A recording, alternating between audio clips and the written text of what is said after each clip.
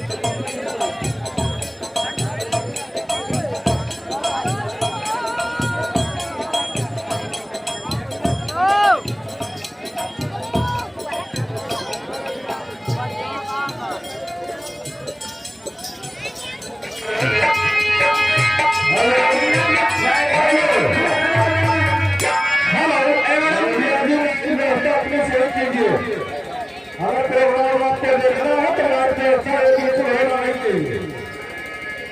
madam आ रहे हैं मौर्य शाकिरी शोर आ रहे हैं मौर्य भैया शाकिरी शोर अमानिया भैया से 20 का पुरस्कार है और भैया का पार्टी में बाबा नमस्कार में मैडम फरमाइश क्या है काम करिया मार के जराया भैया अरे कहीं